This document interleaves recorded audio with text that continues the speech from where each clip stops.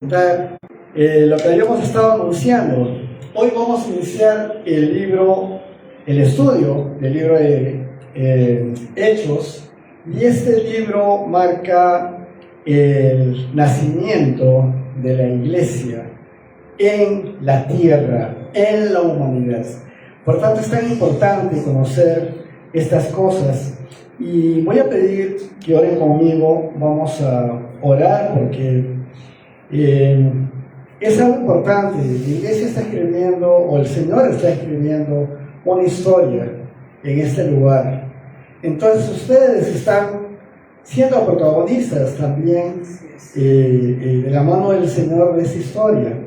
Van a poder decir algunos quién estuvo en la primera lección del Evangelio de Juan el año pasado, por ejemplo, y no somos muchos los que están presentes ahora que iniciamos este estudio. Pero ¿cuántos lo terminaron? Bueno, también somos más. Ahora están ustedes y no tenemos la menor idea de lo que el Señor va a seguir haciendo a lo largo del siguiente año. Pero hoy inicia el estudio de un siguiente libro que no es el más importante de toda la Biblia, porque no hay libro más importante de toda la Biblia. Es la Biblia completa que se lee y que tiene el mismo mensaje de principio a fin. Sin embargo, habiendo estudiado ya el Evangelio de Juan, comenzar el libro de Hechos es una consecuencia preciosa que te dice cómo el Señor no terminó su historia en el Evangelio de Juan, cómo lo inicia en la tierra a través de la historia del libro de Hechos, y cómo elige personajes que siguen siendo tan importantes e interesantes para nosotros, y nos vemos reflejados en ellos de muchas maneras también, para poder escribir esta historia. Vamos a orar entonces y pedir al Señor que nos ayude en esta introducción a lo que es el estudio del libro de Hechos. Señor, te doy gracias, mi Dios, te doy gracias. Eres bueno.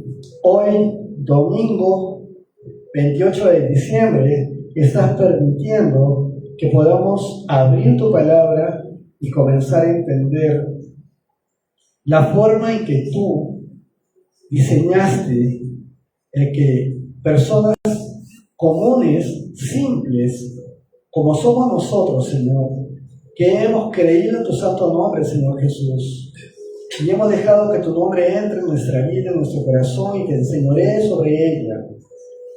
Así con esto entre el Espíritu Santo en cada uno de nosotros y forme lo que hoy llamamos iglesia.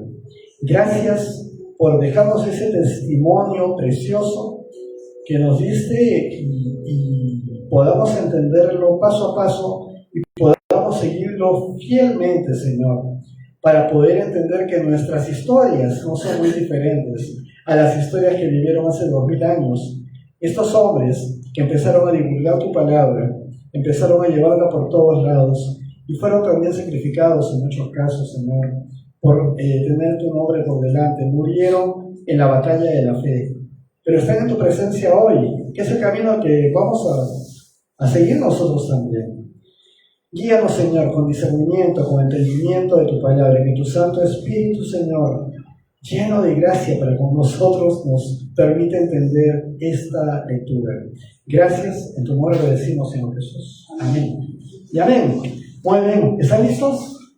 Perfecto. Vamos a iniciar entonces. Hechos de los Apóstoles. Solamente desde el nombre ya les puedo ir diciendo que ese nombre aparece recién en el siglo II después de Cristo. O sea, ya han pasado 200 años desde que Jesús ya había partido de la presencia de Dios Padre para que se le ponga este nombre. El autor del libro de Hechos no le puso Hechos de los Apóstoles. Esto ha venido en algún momento, en algún acuerdo, en algún concilio, en alguna reunión donde el nombre ha sido afectado así. Y es más, podríamos estar de acuerdo muchos de que este nombre no es el más adecuado para este libro.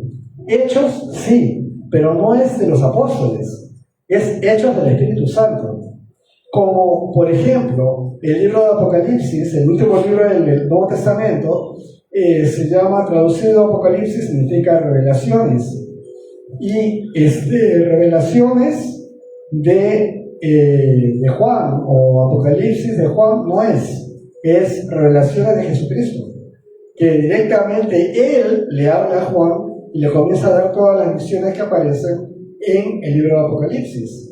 Entonces, Hechos de los Apóstoles bien debería quizás llamarse del Espíritu Santo en la tierra. Y así quizás podríamos entender bien. Porque de los apóstoles no habla mucho. Esto es algo interesante. No habla de... ¿Se acuerdan cuántos eran los apóstoles? 12, ¿verdad? Pero uno... ¿Recuerdan? Y después, dentro del contexto de la lectura del libro de Hechos, vamos a ver que hacen unas suertes, oran, pero después echan unas suertes y sale otro apóstol o otro discípulo, bueno, eran discípulos, apóstol, entre dos, que se va a llamar Matías. Y ese Matías va a cubrir el espacio que Judas dejó. Entonces, otra vez son 12. Pero ya no vuelves a escuchar de Matías en toda la Biblia. Eso es lo curioso, ¿verdad? Así como ya no ves nombres como los que vimos en Juan, como Natanael, por ejemplo, ya no encuentras otros nombres de otros discípulos. Entonces, ¿qué cosa buscan, no? Vamos a ver cuatro puntos importantes, que si tienes cómo apuntarlos, sería bueno que lo hagas. Vamos a ver primero al autor de este libro, el propósito del libro, el lugar y la fecha de composición de este libro, Hechos de los Apóstoles. ¿Ok? Esto es lo que vamos a ver en esta primera parte, al autor, propósito, lugar y fecha de composición. También vamos a ver un segundo punto. Vamos a ver comentarios acerca del contenido en sí del libro de Hechos. Tercer punto, vamos a ver una división del libro, porque tiene una división, ¿ya? Todo libro en la Biblia normalmente tiene algunas partes muy marcadas. El libro de Salmos, por ejemplo, tiene partes muy marcadas. El libro de Proverbios también tiene secciones muy marcadas. Según la dirección de los mensajes comienzan a agruparse. Todo esto no lo ha hecho el autor de los libros, ¿ya? Esto lo han hecho los estudiosos, los eruditos, quienes a través de los siglos han tenido todas las escrituras y las han comenzado a transcribir en los idiomas correspondientes, pues han habido quienes han determinado secciones en la Biblia. Por ejemplo, si yo preguntara, Juan 3:16, ¿acaso el apóstol Juan, cuando escribió el Evangelio, su Evangelio de Juan, puso el numerito 3, o sea, capítulo 3, y después le puso, tanto amó Dios al mundo que dio a su único hijo, le puso 16 al costadito como versículo? No, ¿verdad? Eso se ha hecho mucho tiempo después, y eso permite que tengamos un orden, ¿verdad? Pero la Biblia fue escrita en una sola hoja, en varios papiros, en el material que haya sido escrito, y ha sido hecho y ordenado secuencialmente, de acuerdo al origen y a la forma en que fueron entregados en su tiempo, en su momento. Pero el libro de Hechos no ha sido hecho así. El libro de Hechos ha tenido una secuencia cronológica. Y no hemos estudiado aquí todavía el Evangelio de Lucas, pero vemos que tiene también un orden. Hemos visto el domingo pasado, hemos visto del Evangelio de Lucas el capítulo 2, los versículos del 1 al 20, y hemos hablado de cronología, o sea, los tiempos de Lucas son los más cercanos posibles a los tiempos que sí fueron dados. Juan, ¿se acuerdan? Juan, no importa qué cosa pasó primero y qué cosa pasó después. En Juan dijimos varias veces, Juan no se preocupa del orden cronológico, o sea, primero pasó esto, después pasó esto y después pasó esto. Juan se preocupa de mostrar a Jesús su naturaleza divina y mostrar las señales y toda la doctrina que nos da en tiempos distintos. Bueno, Lucas sí es un cronista, Lucas sí es alguien que podríamos llamarlo más parecido a un historiador. Vamos a verlo más adelante. Entonces vamos a ver la división del libro de Hechos de los Apóstoles y 4.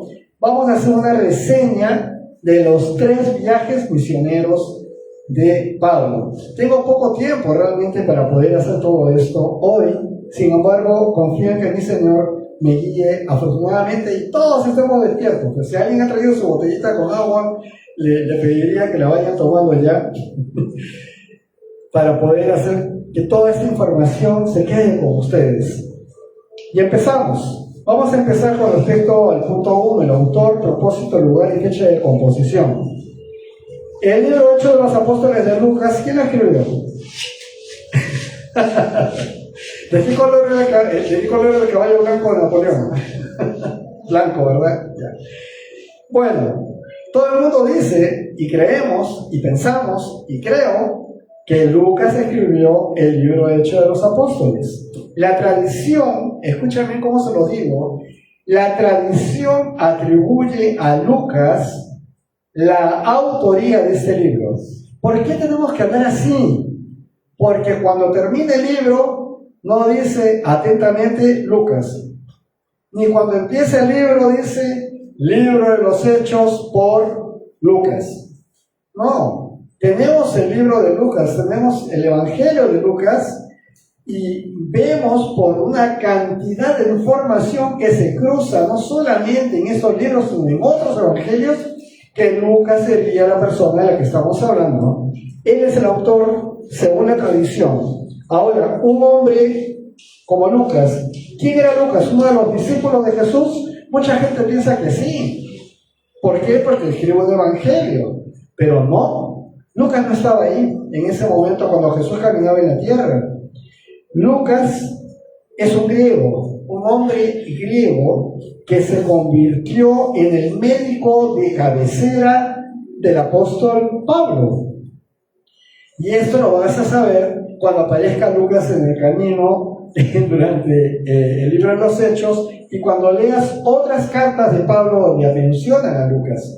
Así que Lucas es el médico de cabecera de Pablo. El apóstol mismo llamó a Lucas el médico amado, así lo llamó, ¿ok? Y esto lo puedes ver en la carta a los Colosenses, capítulo 4. Ahora, sin embargo, hay muchas evidencias recogidas del Evangelio de Lucas y del mismo libro que permiten casi asegurar, siempre hay que decirlo así, ¿no?, que es Lucas el autor. Casi, porque si te dicen, a ver, pruébamelo, te lo puedo sacar en conjeturas, pero no hay una firma que diga Lucas es el autor. Pero sabemos que es, pero no lo sabemos. Así que te dejo con esa incógnita. Lo importante es que vas a ver que sí, Lucas tiene muchas razones para poder haber sido el autor. Es de los narradores que más se aproxima a nuestro concepto actual de lo que es un historiador, ¿ok?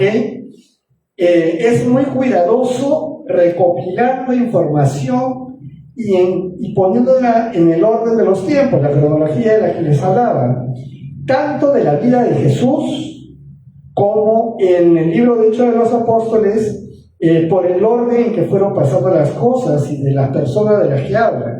Y se piensa que mientras se escribía el Evangelio de Juan, mientras se escribía el Evangelio de Lucas, que no estaban atentos, pero todo se quedó así, ¿no?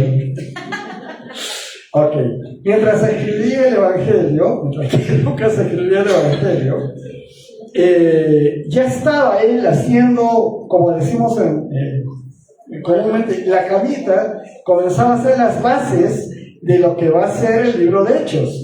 Entonces hay una secuencia que se ve clarísima entre un libro y otro, ¿ok? Entonces, vemos esto. Se presenta entonces el Evangelio de Lucas por un lado, que es el tercer Evangelio de los 4 que hay, y luego viene el libro de los Hechos. Ahora, en ambos casos, Lucas dedica tanto el Evangelio como el libro de los Hechos a un personaje llamado Teófilo. Lo dedica, me refiero que al inicio le dedica al excelentísimo Teófilo el Evangelio y también el libro. ¿Y quién era Teófilo? La vez pasada le mencioné a Teófilo y le dije que no les iba a hablar de él, pero ahora sí, corresponde, ¿ok? No se tiene mayor información de Teófilo, no se sabe mucho de él, pero se cree que era un romano que cayó a los pies de Cristo y que era el amo de Lucas. Acuérdense que en esos tiempos no habían empleados, habían esclavos, siervos, como los empleados de hoy, algunos muy bien tratados y otros muy mal tratados. Entonces, se piensa que Teófilo habría dado la libertad a Lucas para que él pueda salir al mundo y comenzar a recopilar información de Jesús y de todo lo relacionado a la comunidad cristiana. ¿Por qué? Porque, bueno, Lucas va a empezar a hacer viajes y va a empezar a entrevistar, esa es la palabra correcta, a los que son ahora apóstoles, al mismo paciente que tiene. ¿Quién era el paciente de Lucas? Pablo, ¿se acuerdan? Es su médico de cabecera. Y también a la misma madre de Jesús, María, comienza a levantar información, una información muy precisa, muy interesante, sumamente narrativa de los acontecimientos del Señor Jesús en la tierra y de cómo nace la iglesia a través del Espíritu Santo. Entonces, respecto a la fecha en que fue hecha o escrito el libro de los Hechos de los Apóstoles, tampoco es muy segura, pero se estima que Lucas lo ha escrito en la década de los 80. Ojo de los ochenteros que bailan con la música rock de esos tiempos, no es de 1980. Hablamos del año 80 después de Cristo. Quiere decir que cuando Cristo nace, tendría 80 años, cuando Lucas escribe esto, ¿verdad? Pero no, obviamente Cristo no tiene 80 años. Él a los 33 murió y resucitó, ¿verdad? Pero han pasado 80 años desde la fecha que se pone como el nacimiento de Jesús. ¿Se acuerdan? Antes de Cristo y después de Cristo. 80 después de Cristo. Quiere decir unos 25 o 30 años después que el apóstol Pablo fue ya sacrificado por los romanos. O sea, no es que está escribiendo y que está haciendo todo mientras que Pablo está vivo. No, está escribiendo ya un Lucas anciano después de años que los protagonistas prácticamente ya no están. Entonces, miren, todo lo que se desconoce el lugar, eso sí, no se sabe en dónde lo escribió, podría haber sido un solo lugar o en diferentes lugares donde él iba viajando, pero de que estas historias ya habían sucedido, ya habían pasado, todas ellas. Y vamos a hacer algunos comentarios entonces en el punto 2 que les decía. El punto de partida de este libro viene con la ascensión de Jesús. Qué interesante, porque si tú lees el Evangelio de Lucas, vas a ver que Jesús se despide, asciende, y luego dice que todos los apóstoles, los discípulos, los apóstoles van a Jerusalén y estaban en el templo y alababan a Dios. Pero luego comienza el libro de los Hechos y vas a ver que la primera historia que cuenta es con Jesús. O sea, todavía está Jesús en escena y habla de lo que dice Jesús. ¿Saben qué dice Jesús? Esto lo encuentran en el libro de Hechos, que vamos a ver en el capítulo 1, versículo 8. Me serán testigos, ¿ya? En toda Jerusalén, en toda Samaria, en toda Judea. Comienza él a darles la pauta, a darles el camino, lo que llaman la gran comisión. Así empieza el libro de Hechos. Su primera parte incluye a Jesús. Entonces es aquí cuando comienza la obra del Espíritu Santo en la iglesia. Ahí es cuando va a empezar a moverse el Espíritu Santo y va a venir en la tierra, y todos los que están siguiendo las enseñanzas a través de los apóstoles van a empezar a caer a los pies del Señor. ¿Cuál es el enfoque del libro? No es la historia de todos los apóstoles, ya se lo dije. Se centra en personas clave levantadas por Dios. Creo que esa parte la tengo en una lámina, así que creo que va a ser más fácil que se la ponga acá, ¿verdad? Ahí está. Para quienes están apuntando y quienes no, pueden verlo aquí y pueden abrir sus ojos y puedan leer lo que dice acá en la pantalla. Entonces, no es la historia de todos los apóstoles, estamos en el enfoque del libro. No es la historia de todos los apóstoles, se centra en personas clave y destacan especialmente Pedro y Pablo. ¿Pablo era uno de los discípulos que fue caminando con Jesús cuando Jesús estaba aquí? ¿Sí o no? ¿Sí? ¿Pablo era uno de los discípulos de Jesús? No. No, Pablo es uno de los perseguidores de los que siguen a Jesús. Posiblemente Saulo de Tarso antes. Saulo de Tarso posiblemente estaba con toda esa maraña de personas que estaban haciendo el complot contra Jesús, pero nunca se le menciona. En el libro de Hechos aparece de pronto en escena y no es cualquier persona, es un fariseo muy letrado, una persona que sabe muchas cosas, que arde por la defensa de Dios, del Dios de Israel, ante estos blasfemos seguidores de ese tal Jesús. Así es Saulo de Tarso al inicio. Entonces se convierte luego en Saulo de Tarso cristiano, cae a los pies del Señor y luego va a tomar el nombre de Pablo más adelante. Entonces el enfoque del libro se enfoca en estos dos, pero también aparece Felipe, también aparecen otros personajes ahí, Santiago, aparecen varios personajes más, pero las principales historias que se desarrollan grandemente en el libro de Hechos, Pedro y Pablo, sobre todo finalmente Pablo.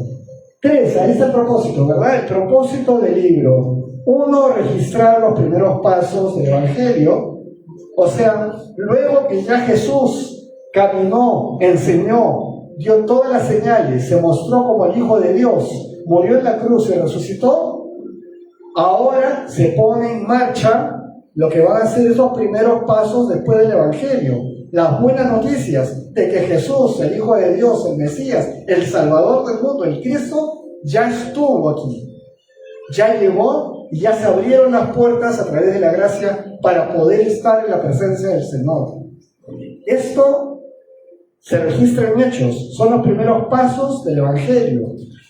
Muestra también el propósito, muestra cómo el Espíritu impulsa el crecimiento de la iglesia. ¿Qué es lo que está pasando acá en Chosica? Danilo, el pastor, impulsa el crecimiento de la iglesia. ¿A ustedes les parece que los estoy empujando a que vengan a la iglesia? Ustedes vinieron a la iglesia, escucharon la palabra de Dios, fueron tocados. Si es que no venían ya, habiendo recibido el Espíritu Santo, ¿a quién levantaron su brazo y a quién ha entregado su vida al Señor? Es el Espíritu Santo el que les lleva, les abre sus conciencias y comienza a actuar, y ustedes toman una decisión. Eso es lo que está pasando en el libro de Hechos. Muestra cómo el Espíritu impulsa el crecimiento de la iglesia y se expande, y evidencia la transformación de vidas y de comunidades.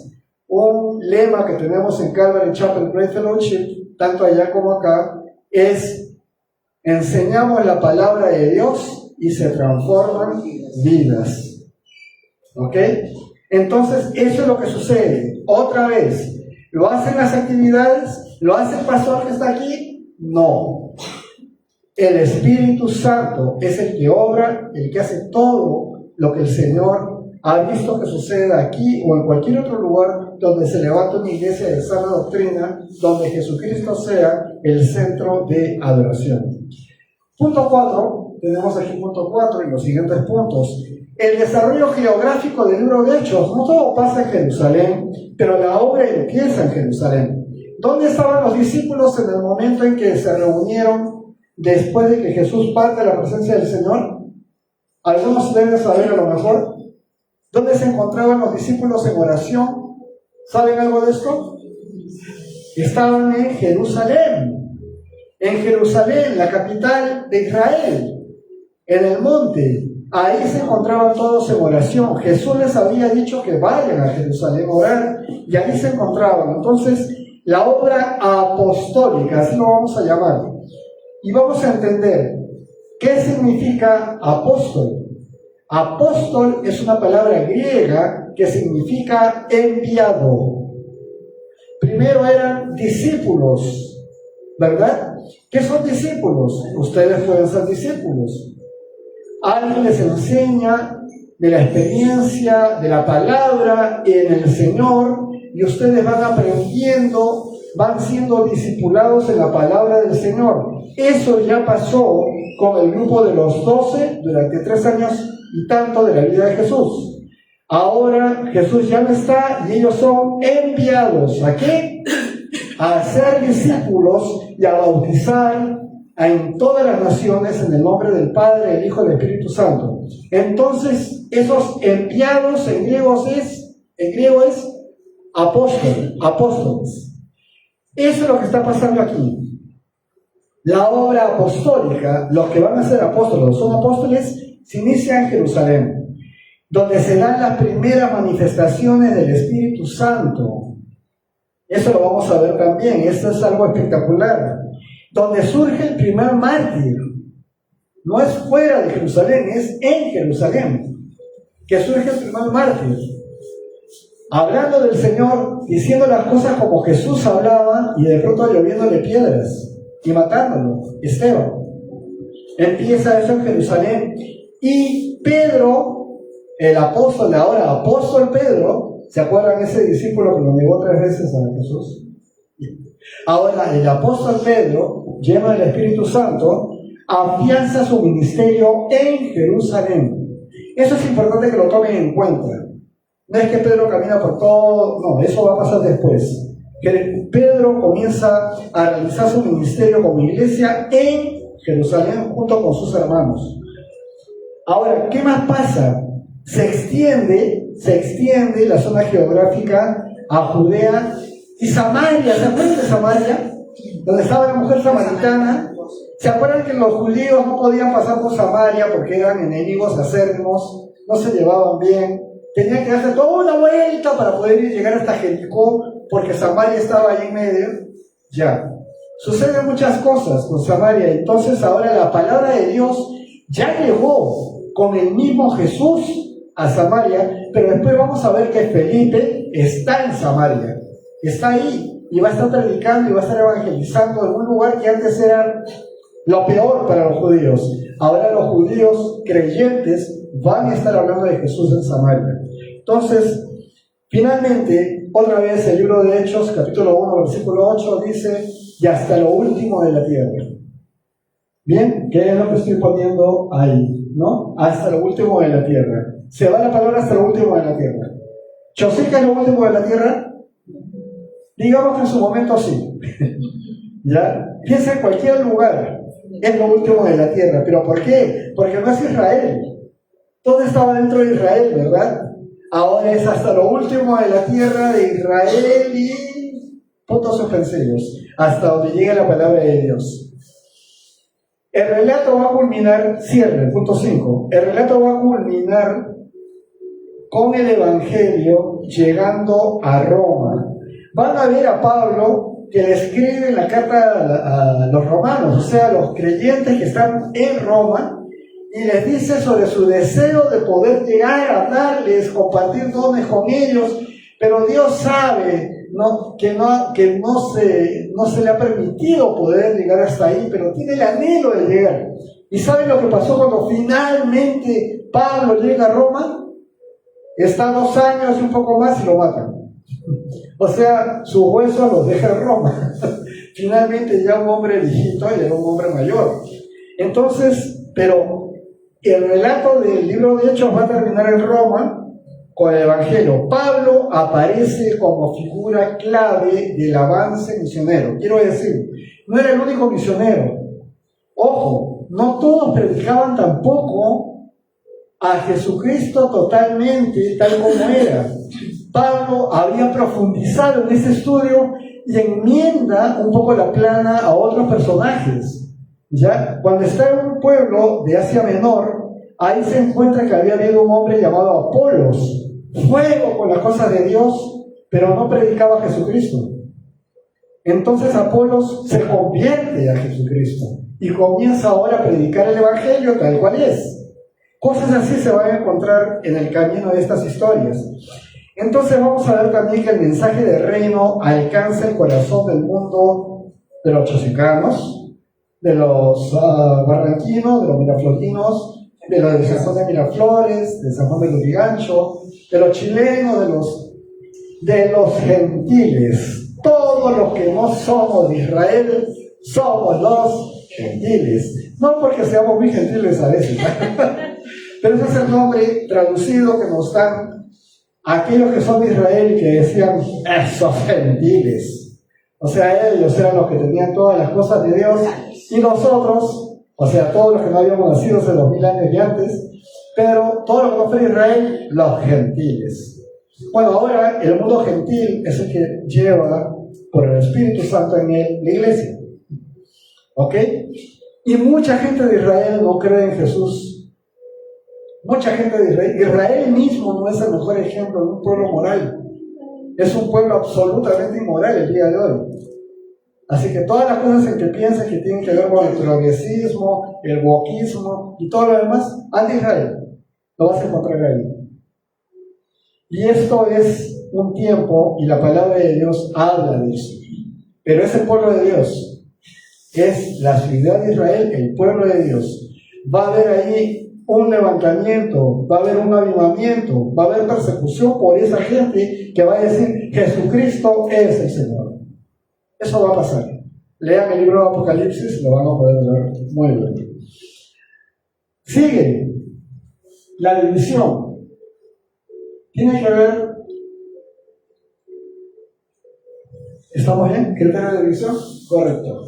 La división del libro de los Hechos de los Apóstoles. Uno, el criterio que se usa es este. El libro se puede ver desde la situación histórica y también geográfica. Se puede seguir por esos dos aspectos.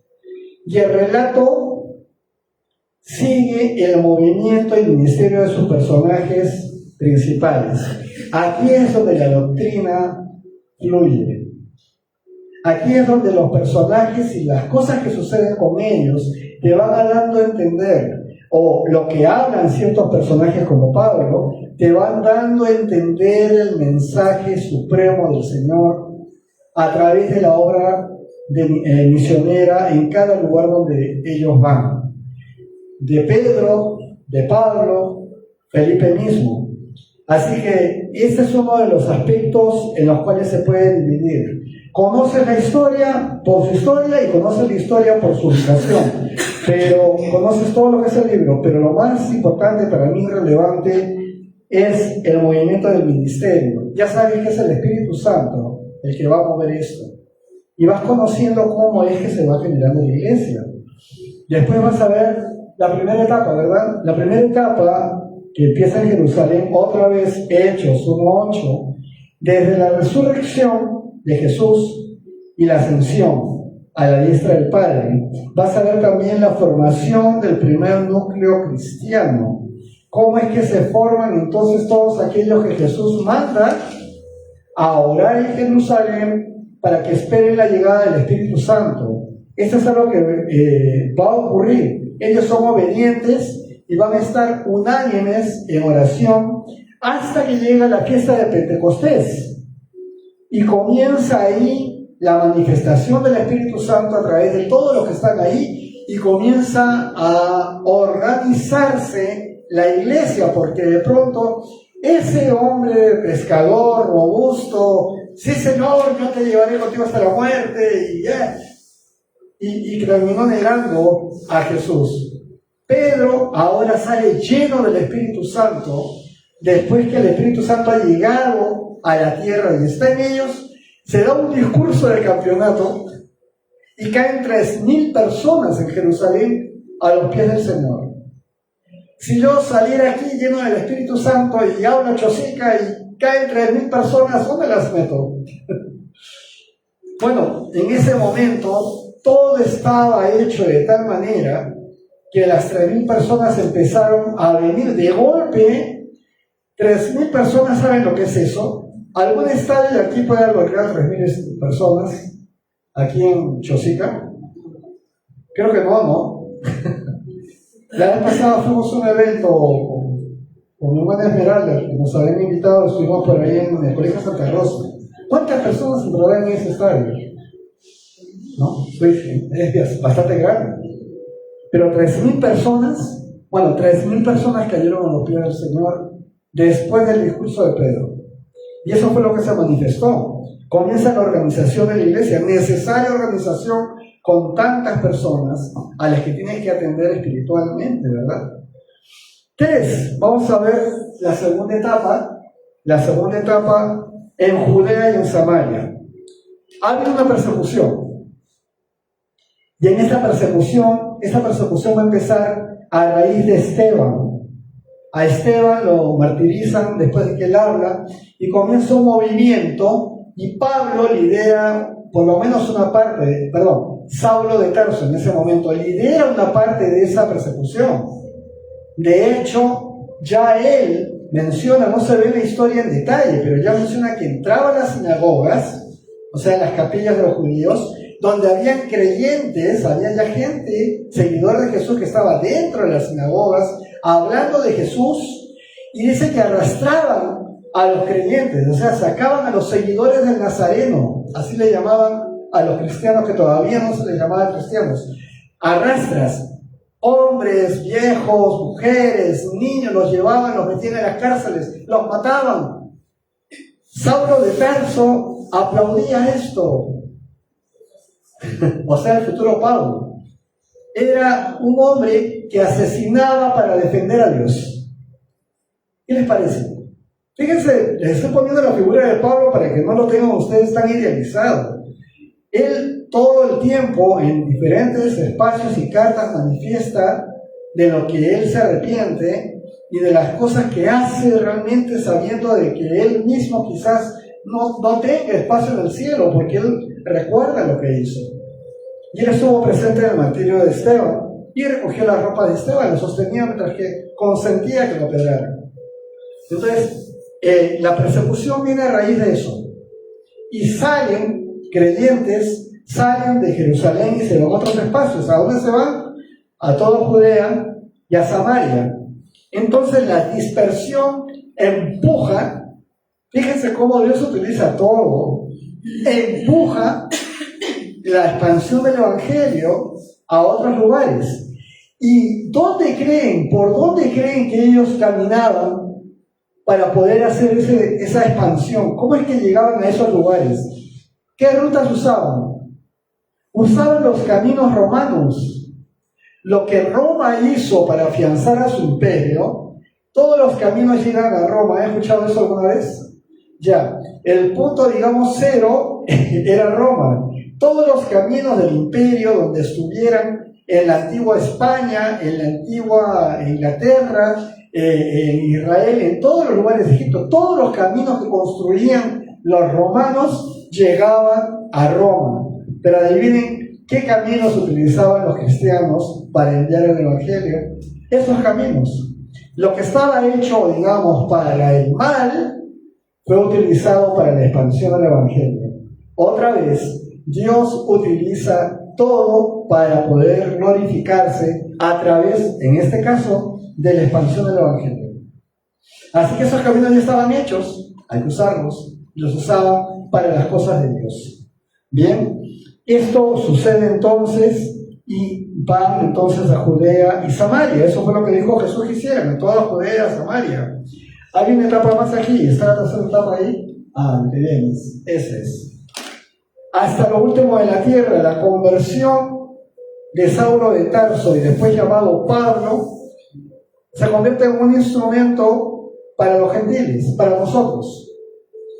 Y les cuento, lo que van a ver es que cuando Pablo cae a los pies, Saulo de Tarso cae a los pies del Señor, lo primero que hace después de estar con toda la gente, la comunidad, que le enseña las cosas de Jesús, y él comienza todo fuego, él se va a Jerusalén y habla de todos sus compañeros judíos, delante de todos comienza a decirles: estábamos equivocados, Jesucristo, Jesús, Él es el Mesías que vino y bla, bla, bla. Se le vinieron encima, quisieron matarlo y finalmente tuvo que ser llevado a un lugar y de la noche descolgado por una ventana en una cesta para que se vaya a su tierra durante 9 años. Él empezó en su tierra, él empezó con sus hermanos para hablarle de lo que acababa de conocer del Señor. Y sus hermanos le dijeron: ¿estás loco? Tú que defendías a Dios, ahora te has ido a ser parte de esos seguidores del Nazareno, muere. Así empieza la historia evangelística de Pablo. Creo que Suficiente para una persona decir, oye, creo que no me va a ir muy bien, pero no, ya sabemos por mucho lo que fue el andar de Saulo de Tarso, después Pablo. Entonces el Evangelio se abre en territorios que no son del Señor, territorios paganos, lugares donde jamás han escuchado hablar de Dios y menos de Jesús.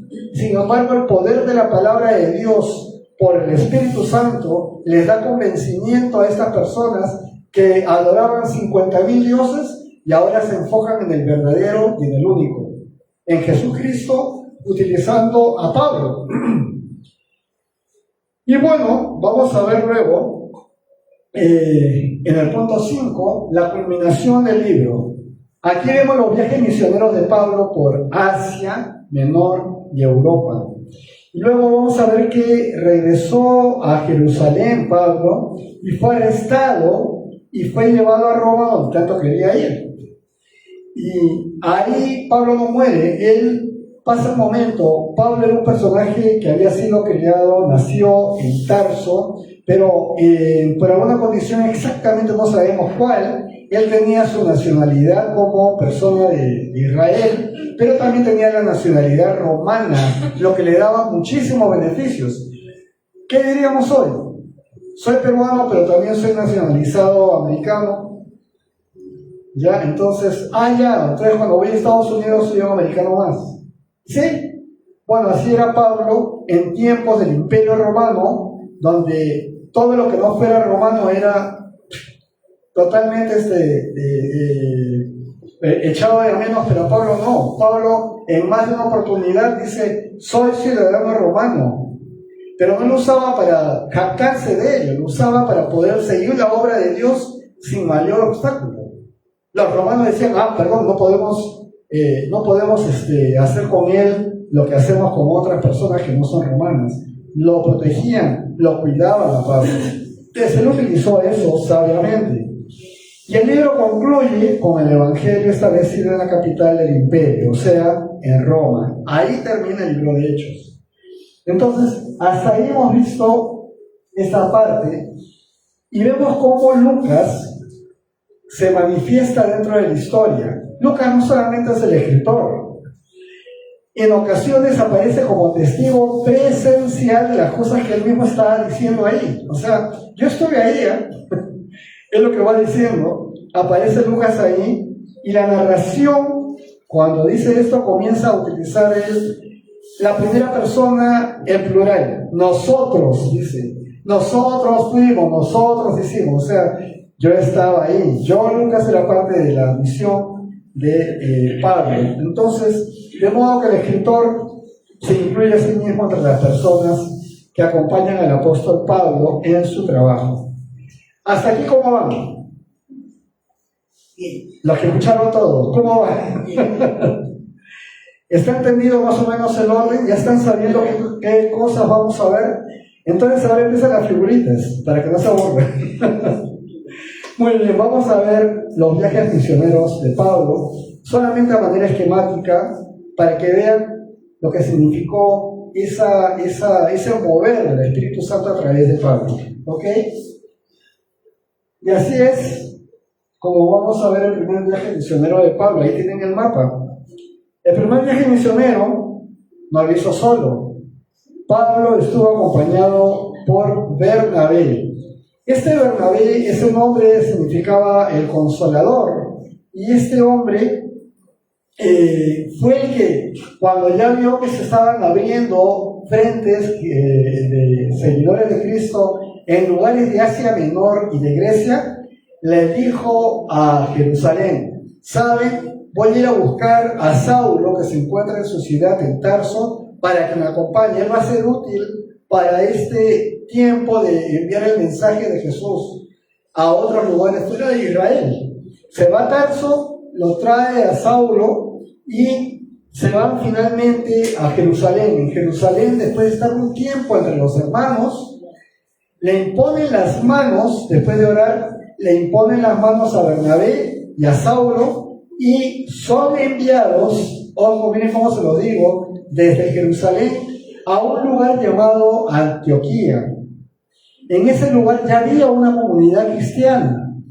Entonces ellos son enviados para poder guiar adecuadamente a esa comunidad y hacer que se expanda el evangelio después de eso. Entonces en ese viaje estuvo, después de ese lugar, Bernabé, junto con su sobrino Juan Marcos, salen a un primer viaje misionero con Pablo. Parten de Antioquía de Siria, así se llama, porque hay otra Antioquía en otro lugar. Parten de Antioquía de Siria, se van a la isla de Chipre, en Grecia, de ahí se van a Asia Menor, y ahí está la ciudad de Perge, Antioquía de Pisidia, es la otra Antioquía que existe, Iconio, Listra, Derbe, y después regresan a su base central en Antioquía de Siria. Ese es el primer viaje, pero van a ver ahí algunos sucesos. Parece que había muchos piratas en la zona de traslado marítimo. Y parece que los piratas, si algunos siguen en Génesis, la historia de José, verán qué fácil era tomar a los jóvenes, llevarlos y venderlos como esclavos, ¿verdad?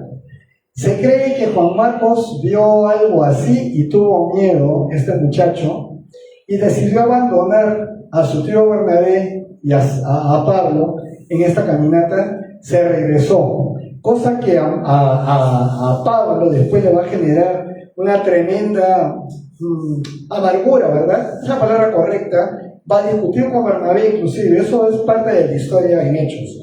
¿Saben quién es Juan Marcos? Hay 4 evangelios: Mateo, Marcos, Lucas y Juan. Ese Juan Marcos es el que escapó, el que huyó, el que los dejó. Pues tenemos ahora el evangelio de Marcos. ¿Se dan cuenta que la Biblia va mostrando las debilidades que tenemos los seres humanos? ¿Cómo los ponen? Este suceso, les acabo de decir muy rápidamente, produjo después, en otro momento, una separación entre Pablo, con Bernabé, y cada uno después viaja por su lado. Así que cuando se está preparando para el segundo viaje, suceden esas cosas. ¿Por culpa de quién? Del desacuerdo de que Juan Marcos acompañe en el segundo viaje también a Pablo y a Bernabé. Pablo dijo: eso no va a suceder, para que nos haga esto otra vez, nos abandone. Esa es parte de la historia del libro de Hechos, ¿ok? Quiero mostrarles cuántos kilómetros caminaron en ida y vuelta Pablo junto con Bernabé. No sé, en el caso de Juan Marcos, hasta dónde llegó. Caminó 1990 kilómetros. ¿Para qué? Para ir a expandir y hablar del evangelio a tierras que no eran de ellos. ¿Cuántos kilómetros tienen ustedes que caminar para venir un día miércoles, un día martes, un día domingo aquí a la iglesia? ¿Cuántos? ¿1? Yo sí. Algunos viven en Santa Clara, Chalacayo, pero piensen un poco nada más. El Espíritu Santo que tienen ustedes es el mismo que movió a Pablo, a Bernabé. ¿Y saben qué? Obviamente no había avión, los barcos eran movidos por el viento, subían, dicho sea de paso. Y por tierra, si no tenías tu Dodge patitas caminando, ¿ya? Entonces tenías tu burro, quizás tu caballo, quizás te jalaba, no sé. 1990 kilómetros en el primer viaje. Y seguimos pues, porque hubo un segundo viaje. El segundo viaje fue después de la pelea que tiene con Bernabé. Hay un hombre llamado Silas que viene de Jerusalén a dar un mensaje a Pablo y Bernabé. Bueno, Silas se queda con Pablo y sale con Silas caminando desde Antioquía nuevamente. Luego se une en Listra un jovencito que tenía las cosas de Dios metidas en el corazón Su padre había sido griego, no se sabe nada del papá, pero estaba con su madre y con su abuela, y ellas conocían de Jesús, ellas conocían de Dios, pero de pronto Pablo en su viaje llega hasta donde estaba Timoteo, así se llama el chico, y cuando habla con él, les dice a ellas dos, me lo llevo. Y se lo lleva la doctrina en todas las cosas de Jesús, y vamos a ver primera carta a Timoteo, segunda carta a Timoteo en sus Biblias. Vamos a ver que Timoteo se volvió un chico fuego. Y no sé si terminó, pero sí estuvo a cargo de la iglesia de Éfeso, cuya carta también a los Efesios la tienen ustedes en sus Biblias. Entonces, Timoteo se une desde Listra y se vuelve un tremendo colaborador de Pablo. Y también Lucas, que probablemente, eso lo he puesto así, acompañó parte del viaje, porque aparece nosotros. Ahí comienza a aparecer como nosotros en este segundo viaje. Ya tienen las rutas, no voy a dar mucho más ahí porque ustedes lo están viendo, pero nada más caminaron 4.350 kilómetros en su segundo viaje. Así que, ¿qué cosa mueve a las personas a llevar así? Ojo, vamos a predicar el Evangelio. Llegamos, me ponen acá el micrófono, ¿no? Amados el pueblo de Éfeso, vengo a predicarles a Jesús. Ustedes adoran a la diosa Diana, pero yo vengo a hablarles del verdadero Dios. Y tienen que creer porque Él ha sido la salvación de la humanidad y bla, bla, bla. Y los de Éfeso, son de los niños. ¿Qué estaba haciendo Pablo cuando iba? Primero iba a las sinagogas que estaban en esos lejanos pueblos. Así como nosotros podemos ir a otro lugar y encontramos una pequeña iglesia cristiana en otros espacios, pues estaban las sinagogas de los judíos en otros lugares de Asia Menor y de Grecia.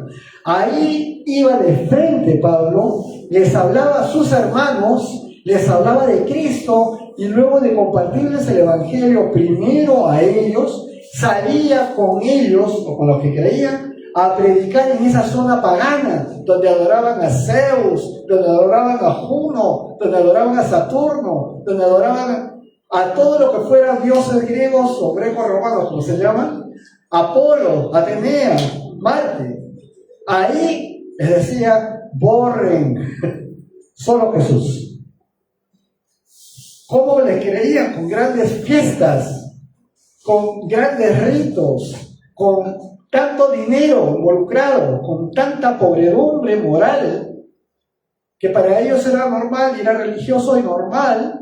Mis dioses se convertían a Jesús. Eso no lo hace el hombre, eso lo hace el Espíritu Santo de Dios, que da el poder, la convicción y toca las conciencias y las mentes de las personas. Esa es la historia del libro de Hechos. Eso es lo que pasa con la palabra. Entonces, caminar 4.350 kilómetros. En el camino, Pablo fue apedreado. Se le dio por muerto.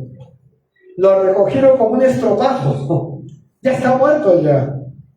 Oye, tírame una sola piedra a la cabeza, posiblemente de una no me mates. Apedreado y que te están tirando piedras todos.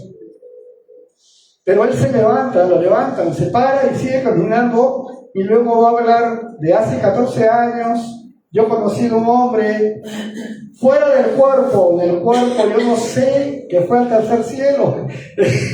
Todo el mundo entiende que está hablando Pablo de sí mismo, de esa ocasión donde fue apedreado y parece que murió, pero después Dios lo resucitó. Parece, todo digo parece, pero Pablo mismo habla de su experiencia. Ya no vuelvo a salir un tercer viaje. ¿Qué voy a salir si me están rompiendo los huesos a punta de piedras? Me están azotando con vara. Mi propia gente, mis propios hermanos me toman por blasfemo, me persiguen en cada pueblo donde voy. Le dicen a todo el mundo, estos vienen a engañar, estos vienen a decir que los mandamientos no se deben cumplir. Todo eso pasaba.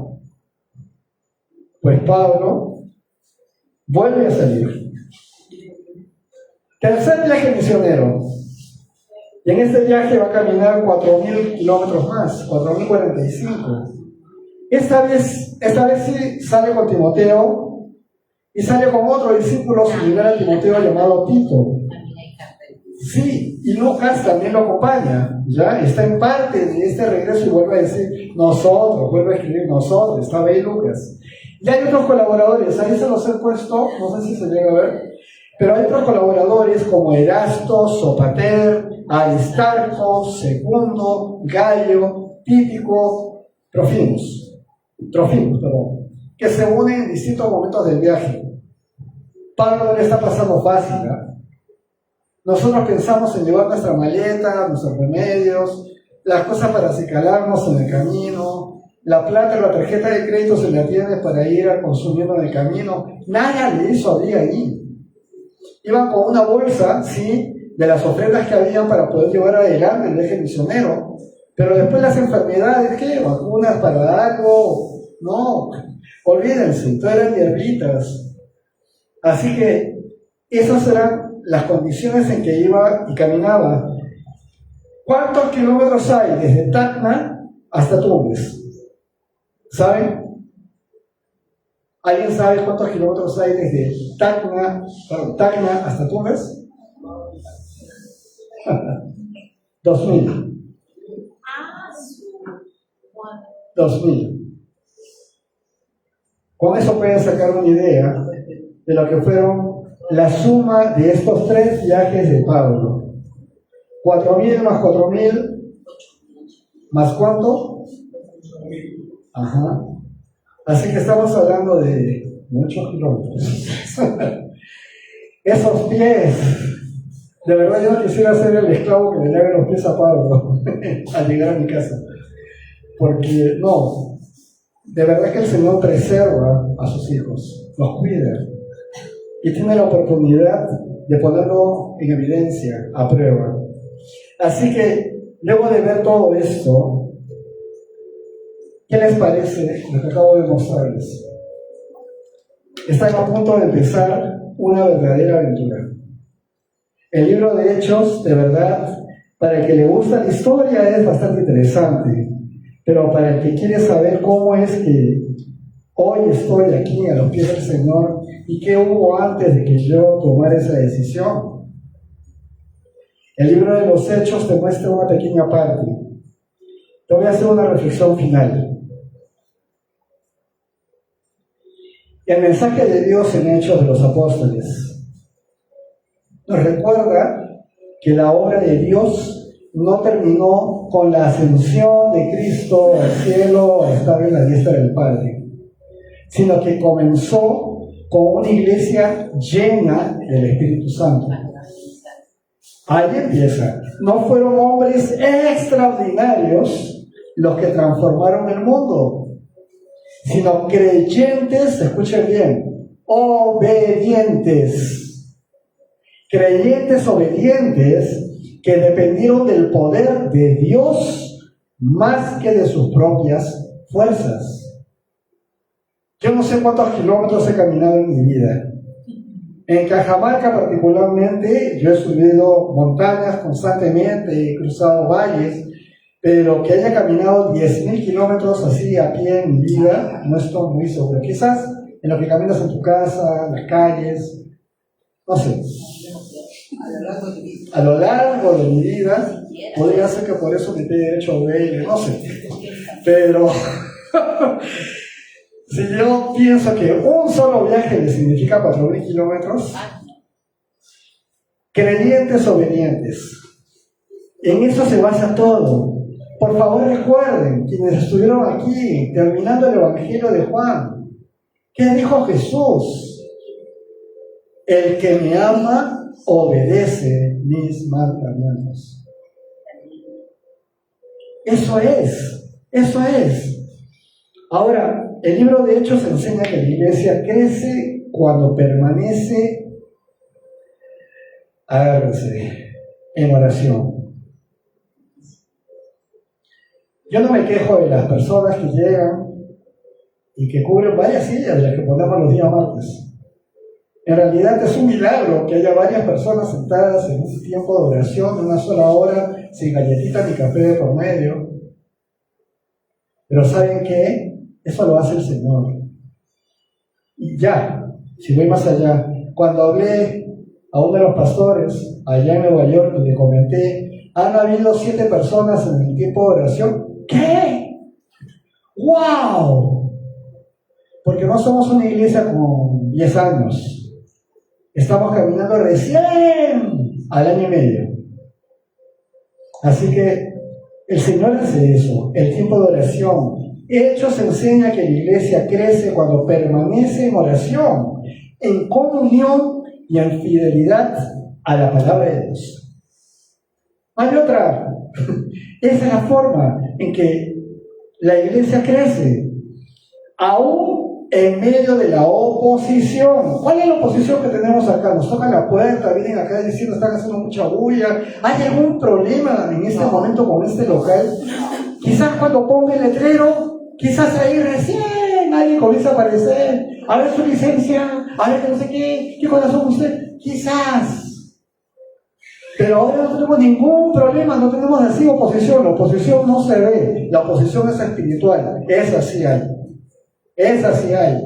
Y es algo interesante porque estamos aprendiendo en oración y en perseverancia a darle frente en el nombre del Señor, con el Señor por delante, a toda la oposición espiritual.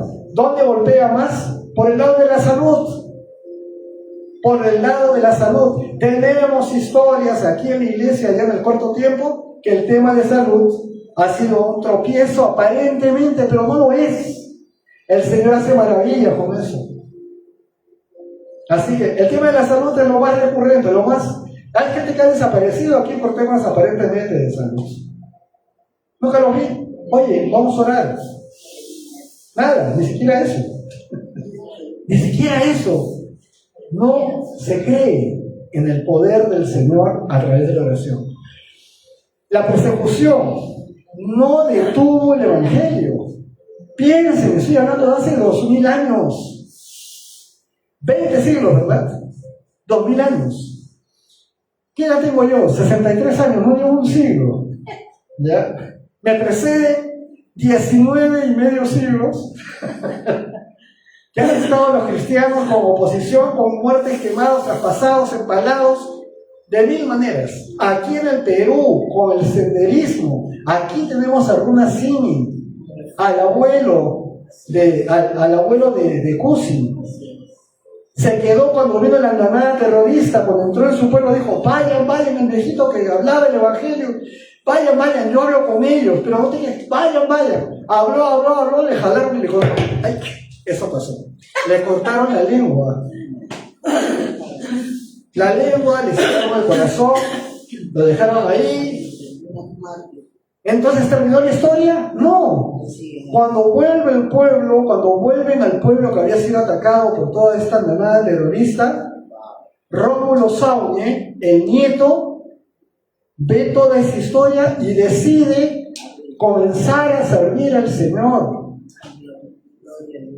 El papá de Cusi. Y sirve al Señor y va creciendo como unos misioneros y aprende hasta que dice, pero ¿cuál es tu deseo? Le preguntan ellos a él. Traducir el Evangelio en la lengua de mi pueblo que no lo conoce. Y se puso a traducir y comenzaron a publicar Biblias en quechua. Y así siguió a través de los años. ¿Qué lo paró? ¿Qué ha parado a la viuda de Rómulo Saune? Ahí está la señora, enferma ya, está en Estados Unidos, pero ahí están. Y siguen dándole. Sí, y están acá en la calle Los Plátanos. Y están acá, venido acá, ha estado acá Pablo Saxara, el esposo de Cusi. Entonces, todo esto sucede, esto es real. La oposición, la persecución no detuvo el Evangelio, la salud no detuvo el Evangelio, por el contrario, Dios la usó para extender su mensaje hasta lo último de la tierra. Hechos 1:8. Así el sufrimiento se convirtió en un instrumento de misión. Es increíble, o sea, suena raro, pero... Y la debilidad humana en escenario para la gloria divina.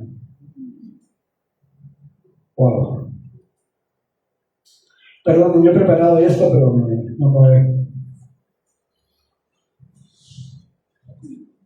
El testimonio de Pedro, el testimonio de Pablo y de muchos otros nos confronta con una verdad esencial. Nos confronta.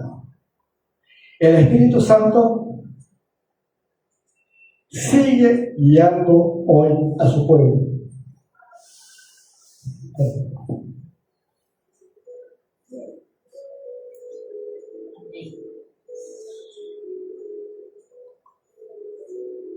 Cuando el pastor Raúl Rodríguez, por los temas que tiene de salud, allá en California, de pronto se queda en blanco, toda la iglesia ya sabe que se queda en blanco y comienza a aplaudir por su tema de salud. Viene un pastor y hace posta, que ya sabe toda la predicación, continúa hasta que el pastor reacciona, se da cuenta, suele llorar un poco, se seca y continúa. Ok. Entonces, es el mismo Espíritu Santo que tienes tú. ¿Qué te aflige ahora y crees que no puedes lograr con lo que tú haces? ¿Qué te aflige, Chosica, a ti que miras para otro lado? Y no ves que el Señor está cerca, ya viene. Y viene por su iglesia. No viene por toda esa buena gente que hay pululando por todos lados. Viene por su iglesia. Por quien tiene el Espíritu Santo en ellos y que saben que no pueden vivir ya separados de Él.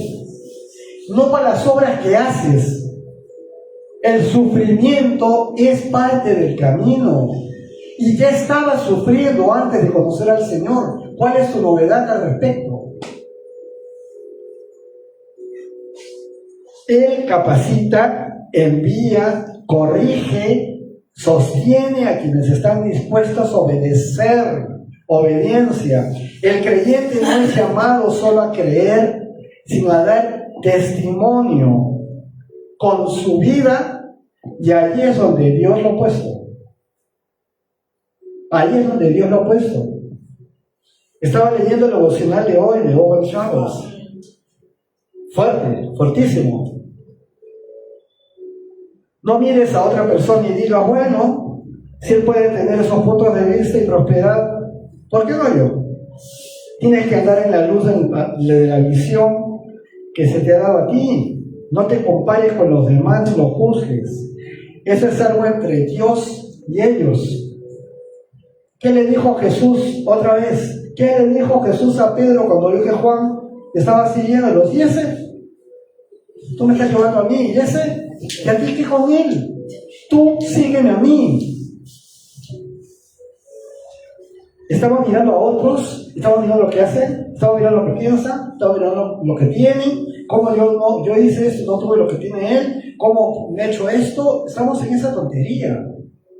¿Dónde está el Espíritu Santo ahí? Y no lees tu palabra encima, o sea, no te instruyes. ¿Cómo va a funcionar el Espíritu Santo ahí? Pablo estuvo 2 años, si no fueron 3, en Arabia.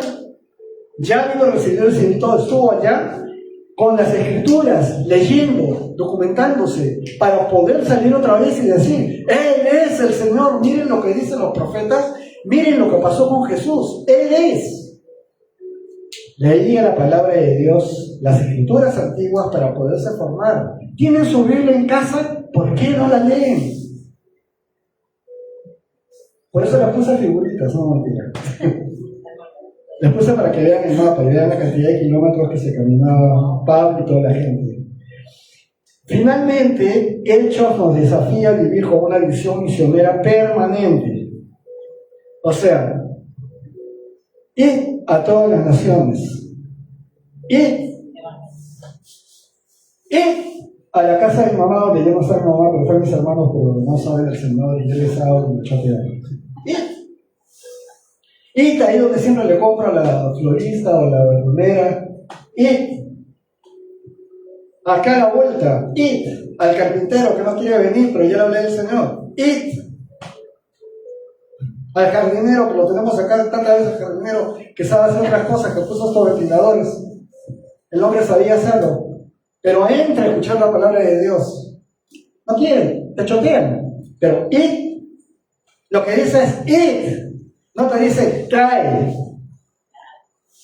te dice vayan, hablen, compartan, y el que tiene la disposición y la decisión y cae a los pies del Señor, a él, a ella, 1 en 300. Los demás en su tiempo van a estar, sí, es el Señor. Hice obras buenas, hice cosas buenas en tu nombre. Apártense de mí, hacedores de maldad. Nunca los conocí. Eso es. No se trata entonces de que tienes tú que hacer. Lo que dice es, vayan. Eso es lo que dice. Nos desafía a eso. De la misma manera, nuestra fe no debe estancarse, sino seguir proclamando a Cristo con valentía, amor, ágape, porque he sufrido, y esperanza en la vida eterna del Señor, confiando en que Dios continúa escribiendo su historia, la de Él, a través de vidas rendidas a Él. Pero en la Biblia le escribieron hombres. ¿Tú qué cosa utilizas cuando escribes? Un lápiz, ¿verdad? El lápiz no escribe solo. Dios te coge a ti como lápiz. Esa es la única respuesta a ese comentario tan vano. Vamos a ver. Señor Jesús, te amamos, Señor, y te damos gracias. Esos hombres te obedecieron. Y esos hombres no están sufriendo, ni muriendo, ni siendo aserrados, ni nada. Esos hombres están en tu presencia. Están disfrutando lo que nosotros aún no conocemos, pero donde queremos ir, donde sabemos, en la esperanza de tu presencia en nuestra vida, del Espíritu Santo actuando, que vamos a estar ahí contigo como ellos hoy están contigo. Queremos, Señor, seguir adelante y perseverar. Y te pedimos, Señor, que nos llenes cada día. Motívanos, danos el hambre de abrir tu palabra, de leerla, y tú iluminándonos, Espíritu Santo, para poder comprenderla. Y accediendo a quienes podamos consultar lo que no entendamos finalmente para poder en comunidad seguir creciendo, Señor. Tú has hecho maravillas aquí en Chosica a través de todo este tiempo y las vas a seguir haciendo. Estemos o no estemos nosotros, Señor. Es tu obra, no es la nuestra. Queremos ser obedientes a ti, Señor. Queremos ser obedientes y constantes en cada cosa que tú nos has dado. Queremos amarte obedeciéndote como tú lo dijiste, Señor Jesús, aprendiendo a amarte a través de la obediencia. Porque tú eres bueno y toda nuestra ansiedad podemos echarla sobre ti. Y todas nuestras cargas podemos echarlas sobre ti. Porque tu yugo es ligero, Señor. Gracias, Señor Jesús, por el tiempo que estuviste en la tierra enseñándole a aquellos que te obedecieron luego y de los cuales aprendemos hoy. También por todo ese caminar en el cual ellos no fueron primero. Nunca lo fueron. Fuiste tú, actuando a través de ellos, como hasta hoy, 2000 años después, Señor. Gracias, Padre. Guíanos en este libro. Permite que este estudio nos ayude a entender y a estar más cerca de lo que es realmente importante como comunidad, pero sobre todo en nuestra relación contigo. Que el pámpano nunca se aleje de la vid, porque nunca crecerá sola. Gracias, Señor Jesús. En tu nombre hablamos el Padre. Amén. Amén.